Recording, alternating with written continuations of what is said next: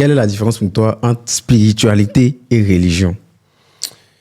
La différence pour moi entre spiritualité et religion, je dirais, ça se situe au niveau de la spiritualité est plus axée sur la croyance, sur la non et la religion, pardon, est plus axée sur la croyance, la non-réflexion, les dogmes, c'est déjà prédisposé, établi, tu vois.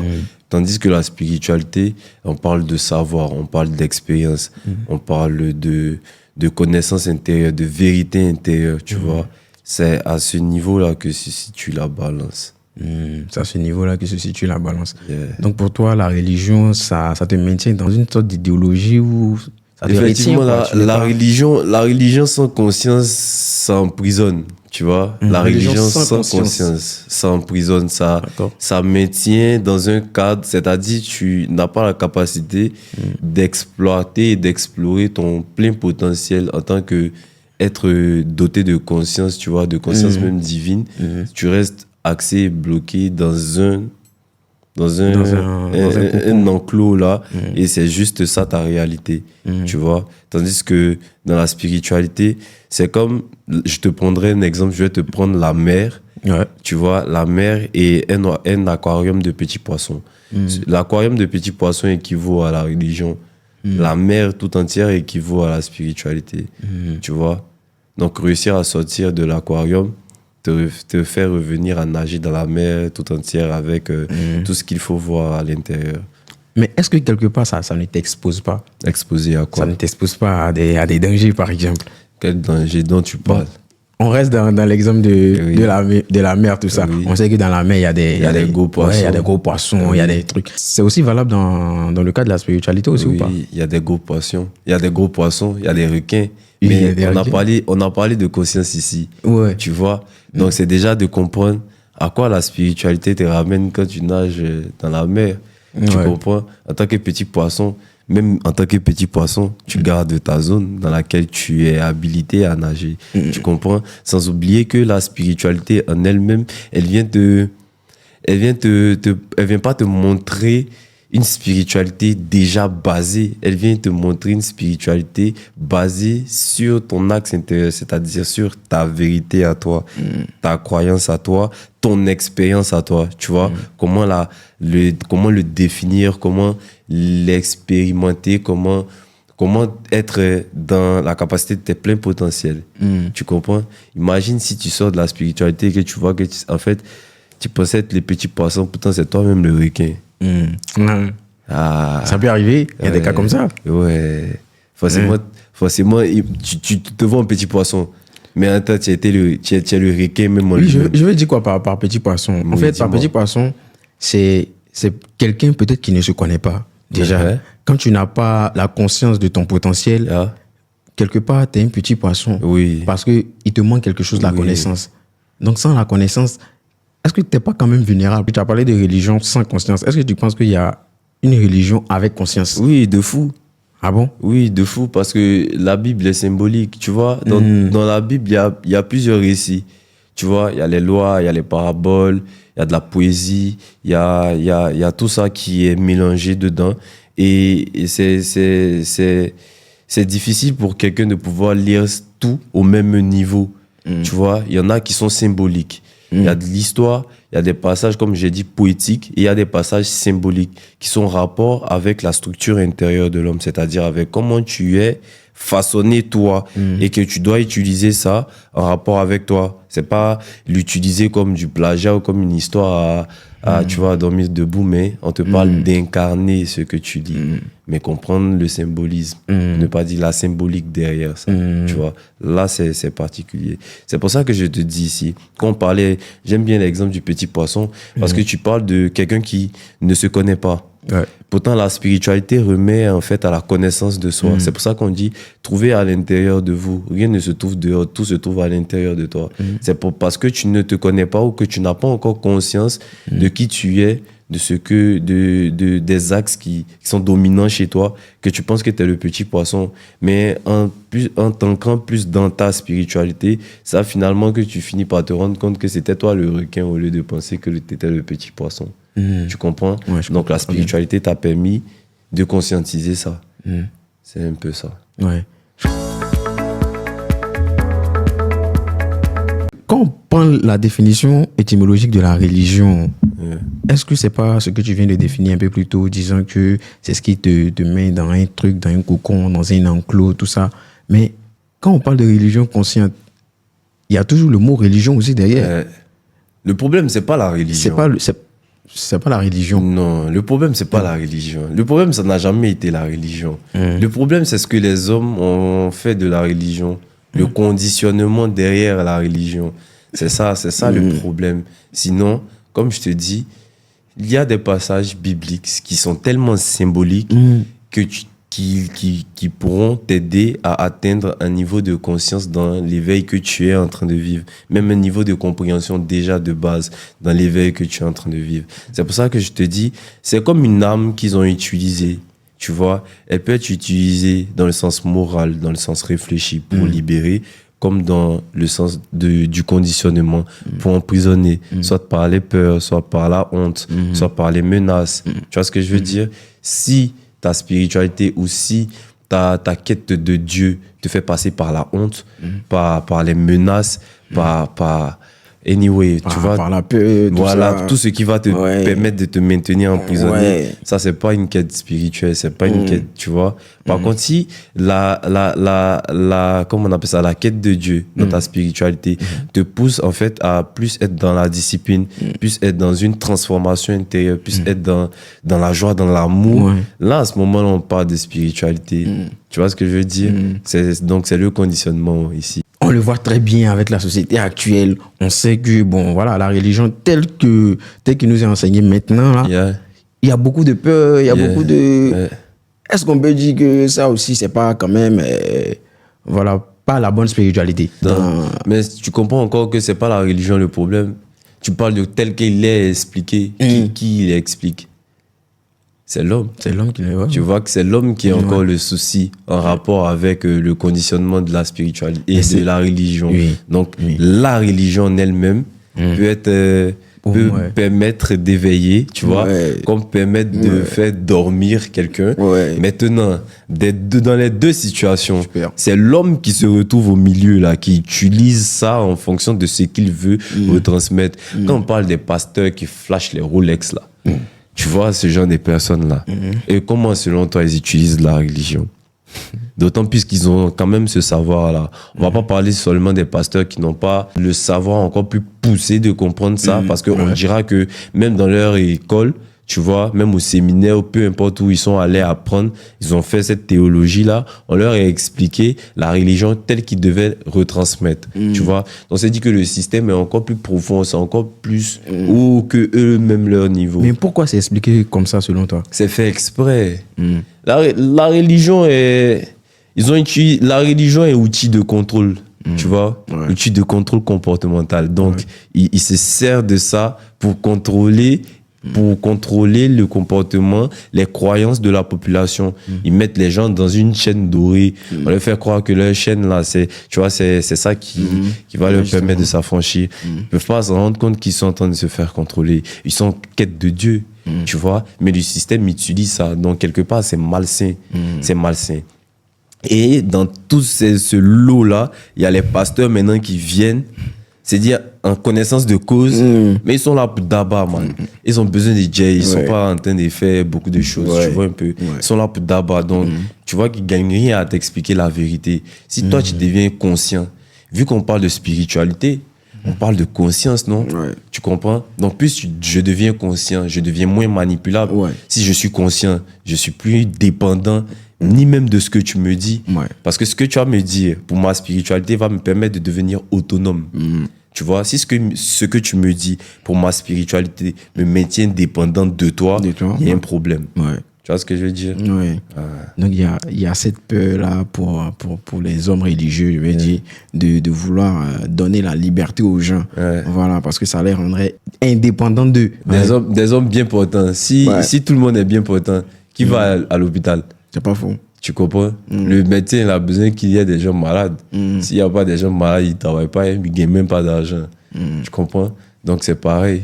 C'est un peu dans ce sens-là.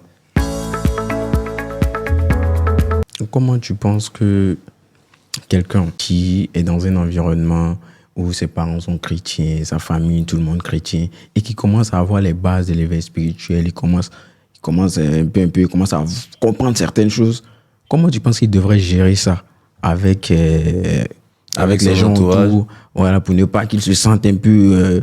parce qu'il y a une phase où c'est difficile, une phase où tu te cherches, tu comprends pas ce qui t'arrive, où tu es un peu mitigé, tu sais pas comment les autres vont te prendre, ta famille, comment ils vont réagir. Quelque part, ça peut te freiner. Donc, comment tu penses qu'on peut remédier à cela, par exemple? Déjà, il faudrait qu'ils puissent faire confiance à leur cœur. Quand je dis faire confiance à leur cœur, tu sais, l'éveil, c'est pas comme un bouton qu'on active, tu vois, ça se subit de plusieurs manières, tu comprends? Il y a des personnes qui sont déjà avec cet esprit critique-là, avec qui c'est facile d'avoir un éveil, tu vois? Il y en a à qui ça arrive par des situations, des chocs émotionnels, des trucs liés à des maladies, peu importe. Après ça, ils rentrent dans leur éveil, tu comprends? La vérité fait pas de bruit. La vérité, tu le ressens. Quand quelque chose est vrai intérieurement, même si tu n'arrives pas à expliquer, tu le ressens au fond de toi. Dis-toi que moi, je me suis retrouvé dans cette situation-là avec mes parents. Parce que moi aussi, quand j'étais en train de vivre mon éveil au départ, là, c'est que de base, je viens d'une famille catholique. Je suis baptisé, je suis confirmé. Il était servant de messe. Tu vois un peu le truc. C'était chaud. Donc voilà, c'était chaud. Mais, dis-toi que d'un jour à l'autre comme ça, je me suis retrouvé dans une situation où il me sent bizarre, il ne capte pas la situation. Il voit qu'il y a quelque chose qui cloche. Et quand je m'informe, quand je fais des recherches, ce sur quoi je tombe sont plus plausibles que ce qu'on m'explique à l'église. Entre-temps, je fais des rêves chauds. Tu vois, je fais des rêves chauds. Je le ressens que je suis au bord d'un changement. Mais comment expliquer ça à mes parents de telle sorte à ce qu'ils puissent comprendre ce que je suis en train de vivre? Déjà, une chose était simple, c'est que j'avais atteint une ouverture de conscience qu'eux, ils n'avaient pas encore compris ça. C'est un peu comme si tu expliquais ton cours que tu as eu à faire à l'école, tu es à l'université et puis les gens sont en 6e. Tu vois qu'ils ne vont pas comprendre. Donc, c'est difficile pour eux de voir. Du coup, qu'est-ce que j'ai décidé de faire? Même que j'ai essayé d'informer des gens, même sur les réseaux pour dire, sur mon WhatsApp pour dire, mais j'ai trouvé quelque chose. Je me rends compte qu'on n'est pas dans la vérité. Je me rends compte qu'on nous a menti. Il y a une situation qui n'est pas vraie. Ils veulent bloquer notre potentiel. Mais mec, à ce moment-là, personne ne t'écoute parce que tu parles. Les gens, si tu as remarqué, l'être humain en quête de résultats, ils aiment le fruit. Donc ton éveil va parler pour toi quand tu auras des fruits, quand tu auras quelque part une apparence, un changement, quelque chose qui prouve que ce que tu es en train de dire là, ça se tient. Tu vois ce que je veux dire? Du coup, moi personnellement, dans mon affaire, c'est que soyez gamés. Parce qu'ici, on cherche la liberté. Vous comprenez? On cherche la liberté. C'est la liberté le plus important. Tu te retrouves dans un endroit où tu es dépendant de tes parents, de ta famille et tout. D'autant plus que mon grand frère dit les prophètes. Donc, tu vois que là, mais ça gâte à faire. Puis ici, le dernier. Donc, déjà, j'ai rien à dire même. J'ai rien à dire. Et en plus de cela, mon grand frère dit les prophètes. Tu vois? Donc, c'est la fierté un peu de la vieille. Moi, à mon tour maintenant, je décide de monter sur les réseaux pour dire ce que je sais, parce que je sais que c'est la vérité. On dit, c'est un déni fou. Il était pas. On dit, j'ai perdu la tête. On dit que c'est qui est en train de te contrôler là-bas, qui est en train de te manipuler. Mais sauf que je la regarde et puis je dis, mais maman, regarde-moi. Moi, c'est un oussien. On peut pas me manipuler. Si tu vois que moi-même, il est axé sur un truc, et puis un coup, un changement. C'est qu'il y a quelque chose qui est en train de se passer. Mais toujours est-il que je ne vous demande pas de m'agresser ou bien d'essayer de me mettre des conditionnements ou quoi que ce soit. Il n'y a pas de problème si vous ne comprenez pas. Mais respectez. Tu vois, respectez ça. Parce que je ne cherche pas la bagarre avec vous. Je ne cherche pas à me mettre dans des situations complaisantes avec vous. Mais néanmoins, je sais pertinemment que je suis dans la vérité. Donc, laissez-moi le temps qu'il faut de faire le travail que j'ai à faire sur moi. Que vous soutenez ou que vous ne soutenez pas, ce n'est pas grave. Mais je travaille. Tu vois? Et c'est à ce moment-là que, du moment que vous avez décidé de regarder vos darons comme ça et puis de maintenir votre position, c'est que vous devez faire le travail intérieur derrière pour que la discipline suive. Claire. Tu vois? Ouais. Parce que éveil sans discipline, c'est comme c'est une supposition en fait. T'es dans autre chose en fait. T'es dans autre chose, tu vois. Donc c'est ça, s'assumer et discipliner après. Parce que tu auras besoin de prouver ce que tu avances, mais pas par les mots, mais par ton changement intérieur. Et quand tu changes à l'intérieur de toi, l'univers parle pour toi. C'est-à-dire que l'univers ne réagit pas avec la bouche, tu vois. L'univers, lui, quand lui parle là, même l'homme qui t'est bougnant pas, quand l'univers parle pour toi, l'homme même qui t'est bougnant pas est forcé de respecter. Tu vois ce que je veux dire? Il est forcé de se rallier à la cause. Parce que c'est même pas toi qui as parlé militaire, là, il a vu, il est obligé. C'est comme ça se passe. Je suis passé de l'homme qui est en train de devenir, genre l'homme qui est influençable, qui est en train de devenir fou, à ma mère qui est en train de s'éveiller maintenant. Ouais. Tu vois un peu. Ouais, c'est super. Tu vois un peu le truc. Ah bon? Et ouais, je te jure. Tu vois un peu le truc. Pourtant, au départ, elle était dans les sentiments. Au départ, elle pleurait. Je te jure, mec. Elle pleurait parce qu'elle comprend pas. Elle lui dit, on dit, c'est parce que c'est lourd, en fait. En fait, dans le processus d'éveil, si je veux aller plus loin dans ce que je vais expliquer, c'est que ça fait partie de l'étape. C'est comme c'est un carrefour vibratoire. Quand tu te retrouves à ce carrefour-là, c'est comme si tu dois valider le test que tu es en train de vivre. Tu es en train de te choisir intérieurement. Tu es en train de choisir ta vérité. Tu comprends? Et choisir ta vérité, le premier miroir de rejet que tu vas croiser, c'est ta famille. C'est eux qui seront prêts à te replonger dans le système. C'est comme c'est des barrières. Eux-mêmes sans s'en rendre compte, ils sont utilisés par le système. C'est comme c'est des barrières pour te replonger. Et donc à ce niveau-là, maintenant ta conscience elle est en toi et puis on te demande c'est comment. Déjà même tu es prêt à te choisir. Ok, il n'y a pas de problème. Mais est-ce que tu es prêt à te choisir au milieu des personnes qui te connaissent, au milieu de ta famille, de tout ça. Donc tu valides ton choix. Tu restes sur ta position, tu maintiens ta position, ou bien tu retournes ta veste. Non, tu maintiens. Tu vois un peu la science. Parce que ce qui t'anime est plus grand. Tu comprends? Tu comprends, même si pour le moment tu ne peux pas expliquer, mais tu le ressens profondément. Tu vois ce que je veux dire? C'est un peu ça. C'est un peu ça. Ça débloque des choses dans ta tête.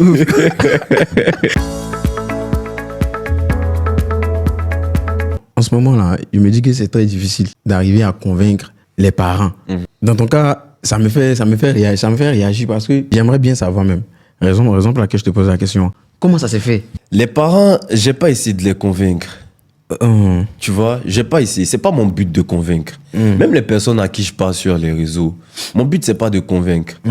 Parce que quand tu t'éveilles, tu te rends compte que tu es dans un processus.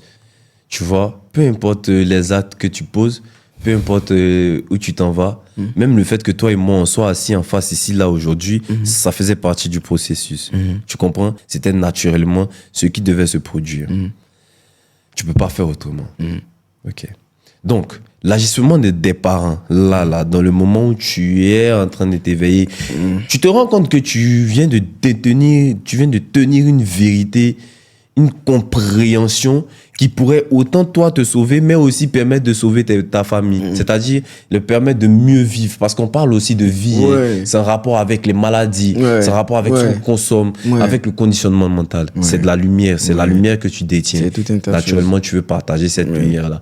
Et eux, ils sont pas encore à mesure de comprendre ça. Pourquoi? Parce qu'ils ne vivent pas sur la même fréquence que toi. Ils n'ont pas la même ouverture de conscience. On est dans un jeu. Tu vois, on est dans un jeu. La version de Snapchat qui est dans ton téléphone, tu peux faire des captures d'écran, tu peux faire anyway ce que tu veux, et puis tu auras la capacité de faire ça. Eux, dans leur Snapchat, ils ne peuvent pas faire capture d'écran. Ils ne savent même pas que ça existe dans leur version de Snapchat qu'ils ont. Toi, dans ta version de Snapchat que tu as, ça existe. Comment tu réussis à leur expliquer que dans ta version, ça existe? Attends, eux, dans leur version, ils n'ont jamais vu ça. C'est pas faux. Tu comprends? Ce n'est pas dans leur prise. Ce n'est pas... Merci beaucoup. Donc, ce n'est pas le même niveau de compréhension. Tu ne peux pas essayer de convaincre parce que tu t'épuises à essayer de convaincre. Tu t'épuises réellement à essayer de convaincre. Même dans le cas où tu te retrouves face à quelqu'un qui a l'ouverture de conscience ou bien un peu pour comprendre ce que tu dois lui dire, tu dois pas essayer de le convaincre, tu dois juste planter la graine. Tu vois, quand tu plantes la graine, ça reste dans sa tête, ça travaille. s'il est prédestiné à subir un éveil ou à une ouverture de conscience, le moment venu, la graine va germer. Tu comprends? Donc, moi, au niveau de mes parents, c'était quoi? Je t'ai dit, c'est les pleurs. C'est comme ça. Hein. Moi, je suis le dernier. Ils m'ont appelé au téléphone. Il était au milieu. Et puis, chacun me donne pour lui. Je suis devenu le mouton noir de la famille. Tu vois? Mais moi, c'est ma liberté. Tu vois? Moi, j'assume ce que je veux. Tu vois? De base, il est un peu foufou sur les bords. Donc, du moment qu'il tient un truc, surtout s'il sait qu'il a raison, laisse tomber. Laisse tomber. Donc, ils ont fini de bavarder. J'étais au milieu, je dis, ok, je vous ai écouté. Mais laissez-moi suivre mon chemin. C'est tout. Parce que vous me parlez de Dieu, je n'en disconviens pas. Mais est-ce que si vous devez me parler de Dieu, est-ce que vous avez besoin de me menacer pour ça? C'est une histoire de Dieu. On parle d'amour. Vous me menacez pourquoi? Vous me poussez pourquoi? Bien vous me maltraitez pourquoi? Quand vous regardez mon visage, j'ai l'air d'avoir changé. Ou bien vous me voyez en quelqu'un qui est devenu fou. Est-ce que je ressemble à quelqu'un qui est devenu fou? Non, du tout. Donc, prenez la peine, soyez stable. Allons-y tout doucement. Je savais qu'ils n'allaient pas comprendre. Mais tu es dans un processus bien particulier. Et dans ce processus-là, en fait, moi, je trichais parce que je voyais dans mes rêves. J'utilisais mes rêves comme point d'ancrage. C'est dans ton rêve, tu sais pertinemment, le rêve, il y a certains rêves qui te montrent qui tu es. Il y a des rêves prémonitoires, il y a des rêves de décharge émotionnelle, il y a des rêves de décharge mentale, il y a des rêves aussi qui te permettent d'anticiper sur certaines situations. Ou moi, si passer toi comme ça, il peut te dire ce qui peut m'arriver dans 2-3 ans. Parce que je sais déjà. Mais c'est pas parce que j'ai déjà vu que forcément ça va arriver. Tu dois poser des actes. Donc, je savais qu'à un certain moment, la vérité dans laquelle j'étais, ça allait finir par les ramener eux tous à la raison. Mais il fallait que moi-même, je maintienne le cap jusqu'à arriver à ce chemin-là. Donc, du moment qu'il sait que quand je maintiens ce cap jusqu'à arriver à ce chemin-là, l'univers va parler pour moi. Tu comprends? Clairement. Donc, j'ai fait ça, jusqu'à j'ai rencontré ma copine. J'ai rencontré ma copine d'une manière extraordinaire. Si elle t'explique, il te dit que c'est comme dans un film, ça n'existe pas cette manière-là. Il y a les gens à qui tu as expliqué, vont te dire, toi tu penses qu'on est dans un film ou quoi. Pourtant c'est réellement ce qu'on a vécu. Je me suis levé, j'ai expliqué ça à ma mère.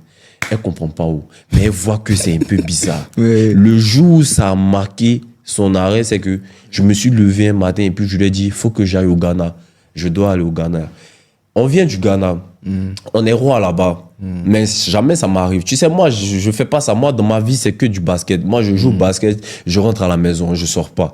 Je joue au basket, je rentre à la maison. Ça fait 1 an ou ça fait pratiquement 7 mois, elle me voit pas jouer au basket. Elle me voit seulement dans la maison, seulement sur la dalle. Même si elle veut pas écouter ce que je lui dis, elle comprend qu'il y a quelque chose qui est en train de se passer parce que son enfant n'est plus le même. Mais qu'est-ce qui va advenir après ça? Est-ce qu'il est dans un bon ou est-ce qu'il est dans quelque chose de négatif? Pour le moment, elle observe. Mais elle reste un peu consciente, mais elle regarde, tu vois. Jusqu'à ce que ce jour-là, je me lève et puis je dis, faut que j'aille au Ghana, c'est important, je dois aller là-bas.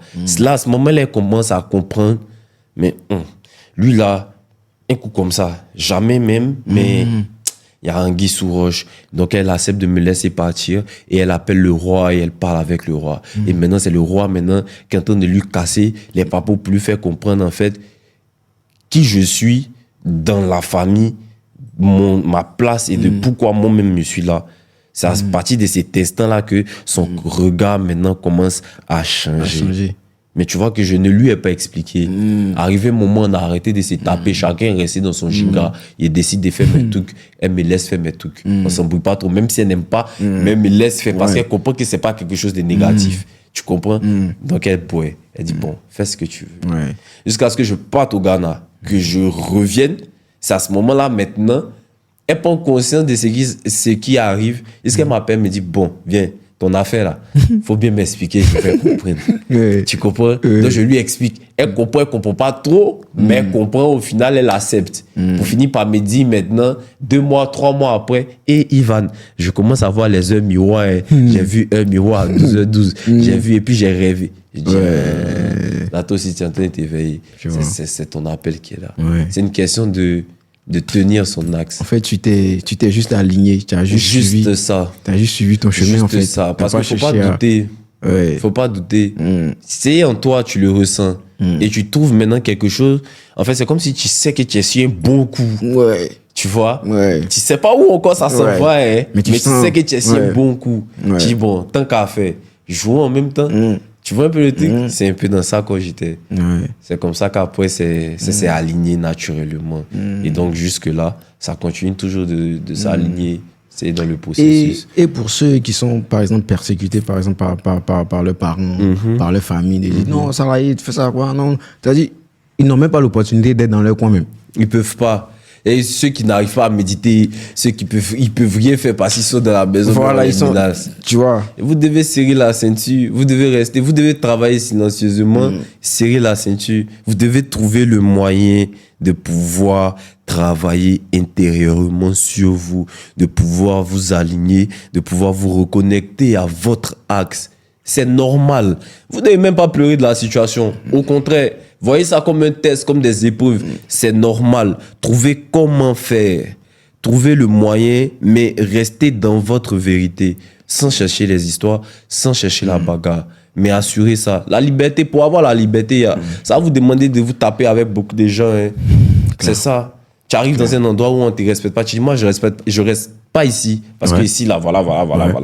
Jusqu'à ce que ces personnes-là te prennent à ta valeur. Parce que aller à l'encontre de ça, c'est un peu comme diminuer ta valeur. Tu vois, on ne te demande pas de te surestimer, mais on te dit, tu sais qui tu es, tu sais ce que tu mérites. Tu comprends? Maintenant, le problème, c'est ces personnes-là qui sont en train de s'éveiller, qui sont dans ce chemin-là, et puis, ils ne le font pas réellement.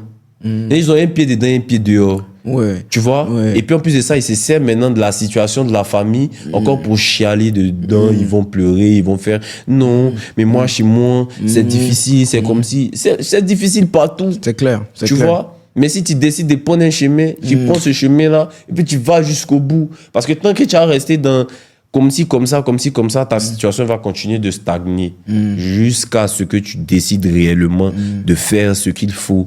Il faut juste être carré. Pas plus, pas moins.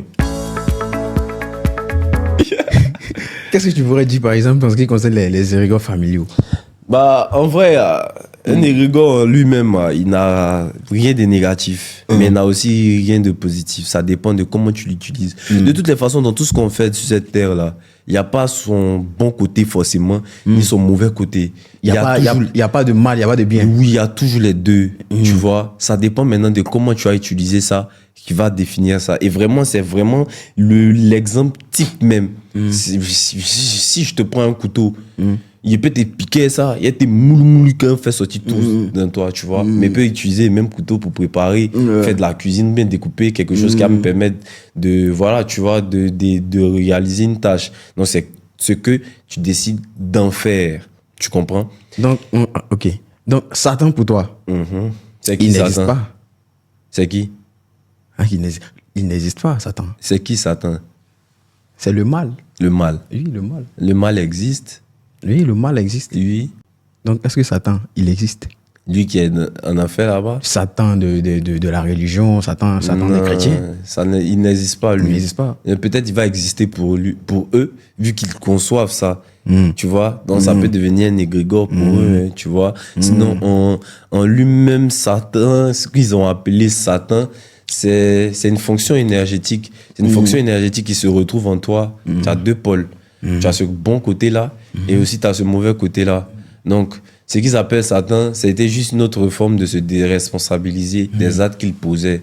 Tu vois, aujourd'hui, ils se plaignent d'avoir des femmes de nuit, tout ça, ou bien des maris de nuit, par exemple. Donc maintenant, les maris de nuit les fatiguent. Mais ils oublient qu'à la base des bases, avant que les maris de nuit arrivaient, c'est parce que peut-être c'était des frappeurs d'Aoko, des gros casseurs de bras. Tu vois, c'était cet acte-là qui a créé directement la suite logique, qui a envoyé des succubes ou des incubes sur eux. Tu vois. Satan, alors, c'est la déresponsabilisation des humains. C'est le fait de ne pas reconnaître quelque part sa responsabilité. En tout cas, c'est comme ça que la religion l'a utilisé. Sinon, c'est pas un mec avec des cornes rouges et puis une barbe rouge et sa queue et puis il sait pas il est où là. Donc quand tu meurs, tu n'iras pas en enfer, tu n'iras pas au paradis. Non, le paradis et l'enfer sont des états de conscience qui sont reliés sur la terre ici. L'homme vit au paradis ici. Il y a des gens aussi qui sont en enfer ici. Tout le monde est mélangé dans la même réalité. Comment on vit en enfer ici? Comment on vit en enfer ici? Les morts qui se réveillent le matin jusqu'au soir, même pour gagner Togo, c'est difficile. Ils sont en enfer. Ils sont mal en enfer. Ils sont mal en enfer. C'est-à-dire qu'eux, dans leur vie, ils sont en train de survivre. Ouais. C'est qu'ils survivent, non?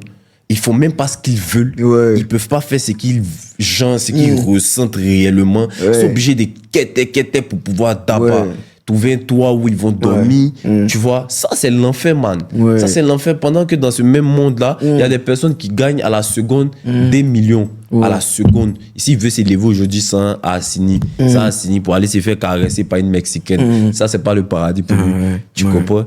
C'est des formes, c'est des états de conscience, c'est des états de vie même, je dirais. Et donc, c'est selon l'état de conscience que tu cultives sur la terre. Si tu as cultivé un état de conscience bas sur la terre, quand tu meurs, tu vas où, par exemple? Ça dépend, en fait, au niveau de la mort, de la vibration que tu émets au niveau de la mort. C'est comme je te dirais. Au niveau de la mort, pas au niveau de ton processus. Oui, dans ce processus-là, mais on va dire celui avec qui, au niveau de ta mort, pourquoi? Parce que à ce moment-là, au moment de ta mort, avec quel état énergétique tu es mort, avec quel état vibratoire tu es mort, qu'est-ce que tu ressentais en toi?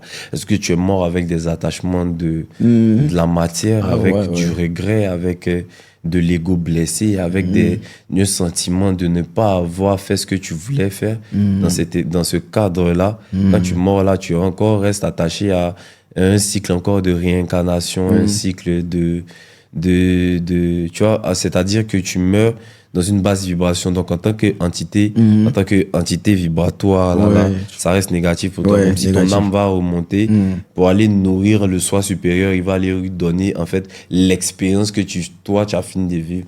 Ton partie là, ce que tu as eu à faire avec tout ce que tu es mort, avec l'état vibratoire dans lequel tu es mort, ça a constitué, en fait, c'est comme une poubelle.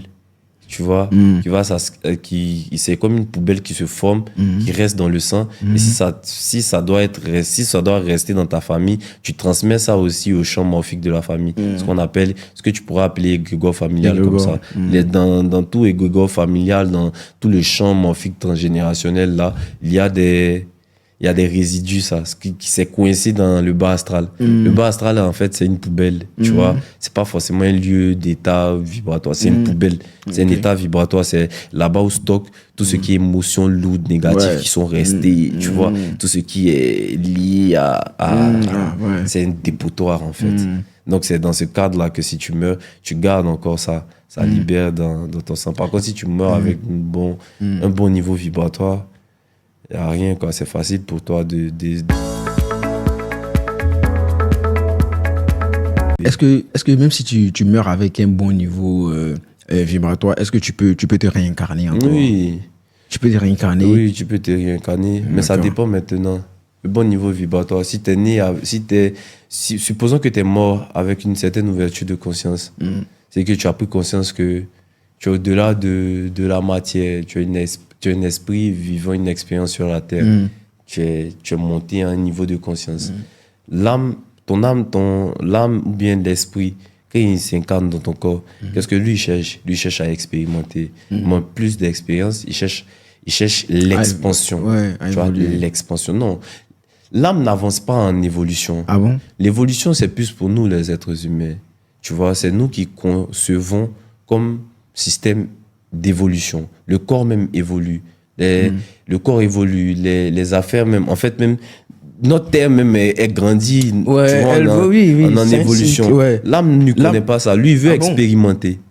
Il n'est pas un système d'évolution. Mais pourquoi? Il veut s'expandre. Oui. Tu vois, il veut s'expandre. C'est pour ça qu'il fait plusieurs expériences. C'est pour ça qu'il est dans tout à la fois. On dit que l'énergie divine s'expérimente partout et plusieurs choses, tout ce qui porte la vie. Donc autant il s'expérimente dans celui qui tue, s'expérimente aussi dans la fille, s'expérimente dans le cafard ici. Tout ça porte des vies. Tu vois, donc la grande conscience fait son expérience de vie à travers nous. Nous sommes les réceptacles. Tu comprends? Donc lui, c'est pour remplir ces données d'expérience. Pour toi, c'est de l'évolution que tu lui donnes, lui, son expérience. Tu comprends? Il vient vivre quelque chose de précis. Cette chose-là demande de l'évolution pour toi en tant qu'homme dans la matière. Tu comprends jusque-là?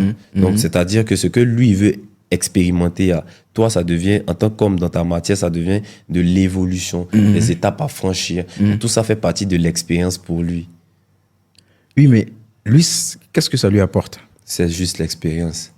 Maintenant, il y a un creuset qu'on n'a pas. On n'a pas le 5e creuset. On ne peut pas comprendre pourquoi la source divine fait des expériences ou crée des vies dans des espaces-temps, dans des bulles d'espace-temps. Tu vois? On ne peut pas comprendre ce niveau-là. Moi, je croyais que c'était pour évoluer, quoi. Qu'est-ce que tu veux qu'une conscience a encore à évoluer au niveau de... Ouais, c'est pas fou.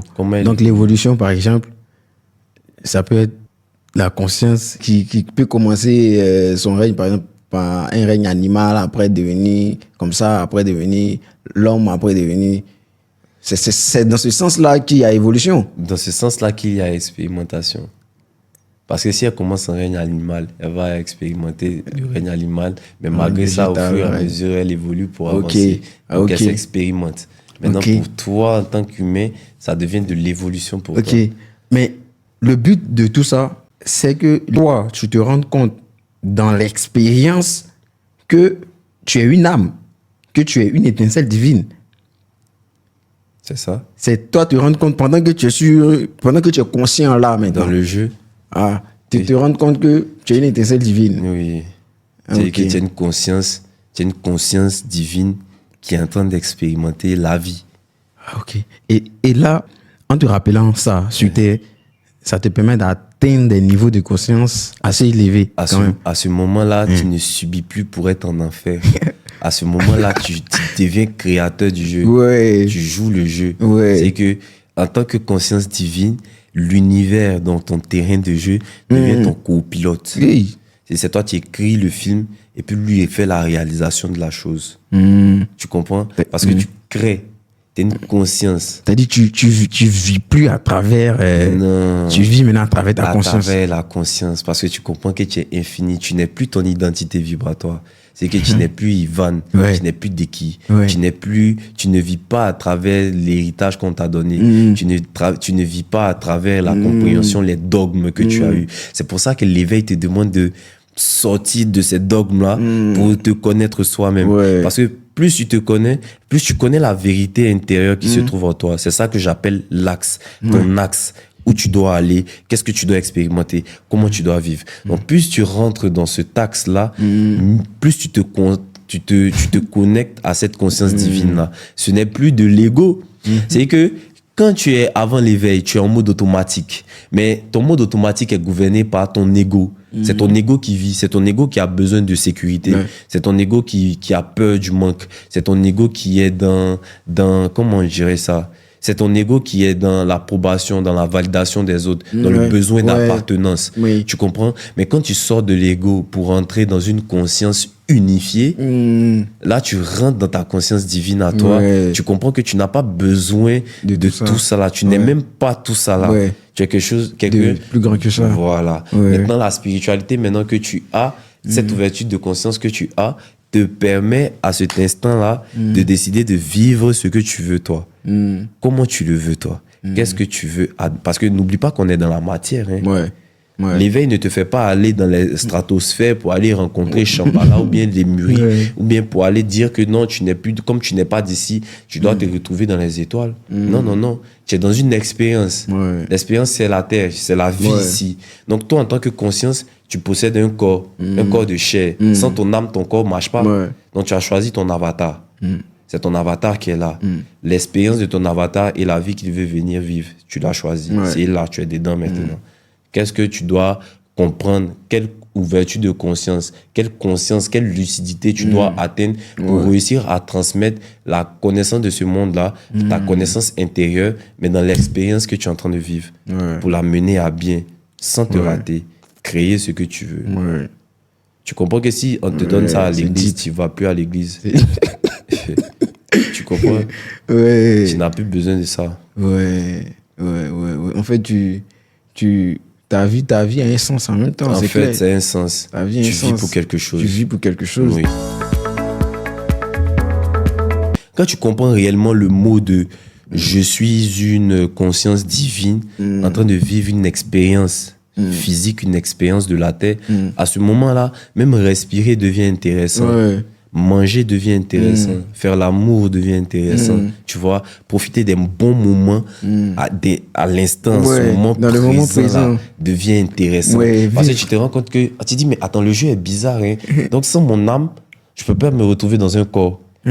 Donc c'est mon avatar, il a choisi. Ah, mais c'est que mon avatar, même, il est frais. Tu vois? Parce que l'avatar que tu choisis, c'est l'avatar qui a la capacité pour vivre l'expérience que toi, tu veux vivre. Donc, quand tu te retrouves dans ça maintenant, tu es dans un bon beat. Tu vois? Tu as une vue beaucoup plus large. Merci. Tu comprends pourquoi tu as une ouverture de conscience. Parce que tu as une vue beaucoup plus large. Et tu sais, comment moi, je me vois maintenant dans cette vie-là? C'est que moi, je me vois avec... les moyens types de ma génération. Nous, on n'est plus autant des vieux. Il n'y a pas synagogue, il n'y a pas de temple ici pour nous apprendre les secrets spirituels. Donc, l'expérience que j'ai vécue de ma spiritualité, de comment je l'ai comprise, me fait retransmettre la vie étant comme un jeu. Donc, maintenant, je te dis, je suis un peu comme dans Sims, allié à Grand Chef Auto, mais type réalité ici. C'est comme je suis à l'intérieur, je suis là avec toi, mais je me conçois comme on est dans un plan, dans un théâtre, dans un grand théâtre cosmique. Et moi, je suis juste en train de jouer mon jeu, je suis juste en train de faire ma réalité. Tu comprends? Juste en train de jouer ce que je devais jouer ici. Là, à ce moment, je me panique plus, mec. J'ai pas peur de manquer d'argent, j'ai pas peur de me retrouver dans les situations parce que je peux pas me retrouver dans ça. Tu veux un peu la science? Je suis là juste pour jouer. Donc, tant que tu dois jouer, il faut jouer. Tu as peur de jouer. Tu vois que tu peux pas avoir peur de jouer. Tu vois que même si tes parents te mettent un peu des bâtons dans les roues, tu comprends que c'est le jeu. C'est le jeu. Donc, tu dois jouer. Tu vois, c'est ça. Donc, j'ai cru entendre quelque part que des personnes qui sont attachées à la chair, qui sont attachées au désir, à tout ce qui est matériel, à tout ce qui est un peu bestialité, tout ça, sont des gens qui sont peut-être à leur première incarnation. C'est en ouverture de conscience, c'est ce qu'on peut appeler des jeunes âmes en ouverture de conscience. Mais c'est plus même ce genre de personnes qui se réincarnent plus. Parce que le but du jeu, dans la matière, c'est bien principalement de ne pas s'y attacher aux choses de la matière. Donc, ton expérience doit te permettre de te détacher de tout ça, de te détacher de l'argent, des désirs. Mais le monde dans lequel nous sommes actuellement, il est fait justement pour qu'on soit attaché à tout ça. C'est le but du jeu. C'est le but du jeu. Le jeu est rendu difficile. Si, c'est pas difficile. Est-ce que tu t'amuses dans un jeu? C'est le vrai jeu, c'est la réalité. C'est la réalité, en fait, c'est ça. C'est la réalité. C'est pour ça que c'est intéressant, parce que c'est un jeu divin. Il est cosmique. Si tu meurs, vrai. Tu comprends? C'est quand tu vis les expériences, tu les vis vrai. On est dans un jeu d'immersion. On n'est pas dans la réalité virtuelle, ou bien on n'a pas une télé où tu as ta manette et ma manette, et puis on est assis ici, on peut regarder. Si se tape dedans, c'est pas, non, on sent pas la douleur ici. On est à l'intérieur de la chose.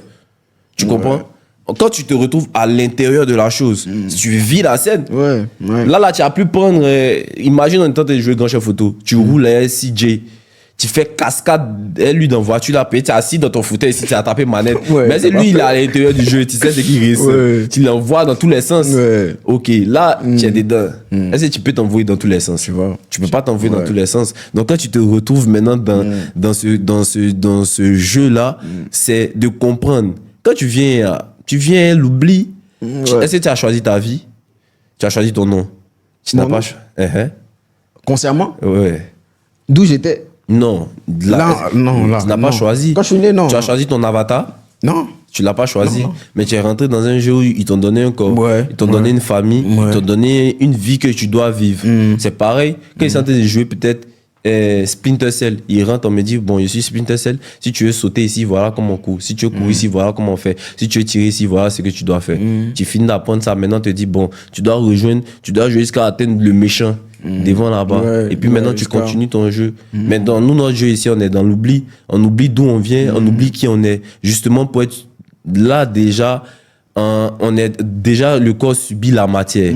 Tu dois, malgré la matière, réussir à refaire ton éducation, réussir à passer en mode manuel.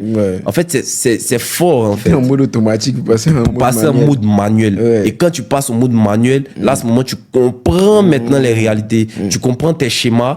Tu comprends le dispositif de ta vie. Qu'est-ce que tu dois vivre toi-même, parce que tu commences à te connaître. Tu sais comment tu ressens. Le but ici, dans le jeu, le système de cohérence du jeu, c'est le cœur. Tu vois, il y a la matière, il y a les désirs, il y a voilà, tout ce qui est allié à la matière. Et il y a aussi ton cœur qui connaît le chemin, qui connaît la destination. Tu comprends? Donc, quand tu suis ton cœur, où se trouve ton cœur, c'est là-bas que se trouve ton trésor. Tu comprends? Mais pour atteindre ce trésor-là, tu es lié ou bien tu subis beaucoup de choses, beaucoup de problèmes, beaucoup d'obstacles. C'est normal. Parce que atteindre le cœur, là, atteindre ce que tu veux, ce que ton cœur ressent réellement, ça te demande d'être mûr, d'être mature. C'est un processus. Tu comprends? Donc, c'est comme si, on va appeler ça même processus de maturité et de guérison. Tu comprends? Mais les gens ici dans ce système-là, ils sont pas dans ça. Parce qu'ils n'ont pas le temps nécessaire qu'il faut pour atteindre le processus, sans oublier que le système leur fait miroiter que la vie va vite. Donc, s'ils ne cherchent pas à se sécuriser, ils vont manquer d'argent, ils vont manquer de logement, ils n'auront pas de travail, comme s'ils auront raté leur vie. Tu comprends? Donc, ils sont obligés de se plonger dedans et laisser ce qui était le plus important. Jusqu'à un certain âge où la vérité maintenant remonte à la surface. Tu vois que tu n'as plus rien fait de ta vie. Ça, on appelle la crise de la quarantaine. Tu vois que tu n'as rien fait de ta vie. Et à ce moment-là, maintenant, tu te poses la question, est-ce que je continue dans ça ou bien je continue de vivre? Généralement, tu as fait 50 ans comme ça dans un travail pour lequel tu n'avais pas envie de partir, mais juste que tu avais besoin d'argent. Au final, maintenant, bon, tu as fini de faire ça, il n'y a pas de problème. Tu t'es marié, il n'y a pas de problème. Tu as eu des enfants, il n'y a pas de problème. D'accord. Et alors, pour toi, t'es sûr que c'était la vie là que tu étais venu vivre? Intérieurement, tu vas sentir vide. Pourtant, normalement, tu t'achètes à la matière, non? Tu as couru derrière l'argent. Tu as couru derrière les plaisirs de la chair. Tu as été dedans. Mais pourquoi à la fin de ta vie, tu es insatisfait? Parce que tu as négligé quelque chose. C'est très important. La paix intérieure, la liberté. C'était ça qui devait te faire jouir de ton expérience comme il se doit. Deep. Parce que la matière va suivre naturellement. Il faut juste se choisir. Tu comprends? C'est juste le processus qui est là. C'est ça. Donc, si on est dans un jeu que c'est pas difficile, ça sert à rien. Ça sert à rien, clairement. Tu comprends? On va venir jouer. Tu as fait mission, tu as tourné dans la ville, tu as tourné, ça sert à rien, ça n'a pas de sens. Tu comprends? C'est un truc comme ça. Clair. Les gars, ça a été vraiment un plaisir. On aurait pu continuer jusqu'à, vous savez, On va se reprendre, ça c'est sûr. En tout cas, ça a été un plaisir, un grand plaisir d'avoir été avec moi aussi, Roi Lion, Ivan. Et on se reprendra certainement, sûrement. Sûrement. Le podcast aussi, c'est ça. Parlons conscient, parlons spirituel, réfléchissons, quoi. Voilà, l'idée, c'est ça. L'essence première, c'est ça. Essayer d'évoluer, essayer de comprendre, surtout entre nous jeunes. Voilà, pour que aussi le public aussi, se sente aussi concerné dans cet élan-là. Et puis, voilà, pour qu'ensemble aussi, on puisse construire quelque chose de grand, quelque chose de solide. Donc, ce fut un plaisir, les gars. Et on s'est dit à la prochaine. Je peux dire un dernier truc? J'ai un message à laisser. Vas-y. Il a dit quelque chose de très important parce que c'est important d'évoluer. C'est important de réfléchir, c'est important de se poser des questions.